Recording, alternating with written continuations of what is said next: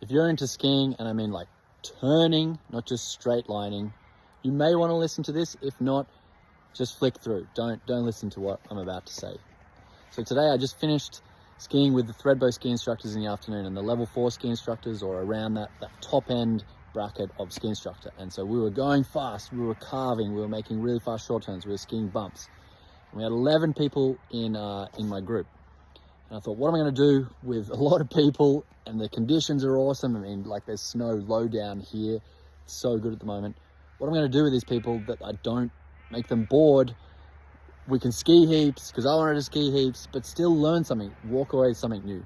So I presented the concept of friction and braking in skiing, because I think most people just think about controlling their speed through turn shape, and that is one thing you use. But like, I think for a long time I've felt and used friction, but hadn't really talked about it much with people until Phil Smith, a guy from the UK, runs a company called Snowworks, said, "Hey Tom, I think about snow displacement." So my take on it, and I love his analogy too, so I should credit him. When you brake in a bike or a car, there's friction. So a rubber pad against metal, or something against another, two materials, rub together. The more they rub, that they grab, and things don't move, and it slows things down, okay? On skis, there's no obvious brake, okay? But there actually is one, okay? And it's not really taught early on. It's just turn shape. So what is the braking? Well, it's scraping, creating friction, wasting energy, or putting energy into moving things that stop you from going down the hill. So I told people that. I said, we're going to start, and people were like, oh, where is this going?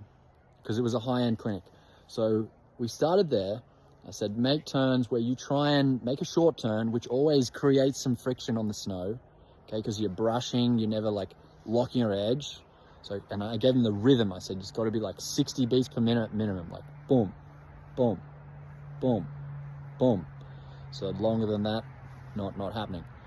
So I said, you got to do that, but you can't create too much friction. You got to create the least amount of friction as you turn the ski on the snow, because that's going to leave some energy in the tank to actually like get some rebound and excitement out of your turns. Because like short turns can be really boring if it's just grinding your way along the snow.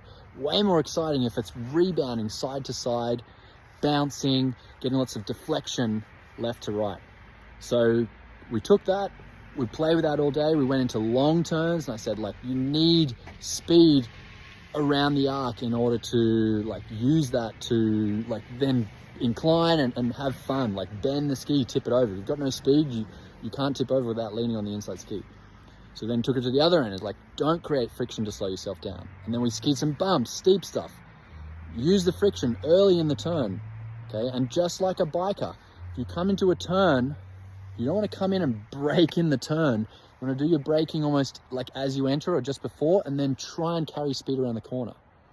So we took that everywhere, and people like eventually started being like telling me answers to things like, Tom, does it feel like this? Tom, is this the outcome? Is it right here? I was like, hey, if you achieve the outcome, it is right. So we did heaps of skiing. People had breakthroughs. People were confident going faster. They actually had more control because they started thinking about braking in the top of the turn, not through the end, or, you know, not applying too much pressure, because too much pressure made it lock in and they couldn't like scrub and basically brake on the snow. So just playing around with that concept, all fantastic skiers, and everyone, yeah, walked away with big smiles, including myself. Great afternoon.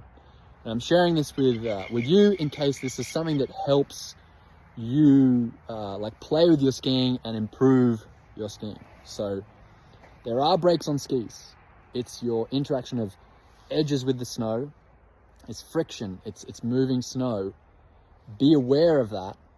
And also, if you want to go faster, be aware that good turns and like good race car drivers don't have their foot on the brakes. They have it very minimally. Okay, so play around with this application of brakes, not slamming or grabbing a whole bunch, but being really accurate with it. All right, hope this helps you next time on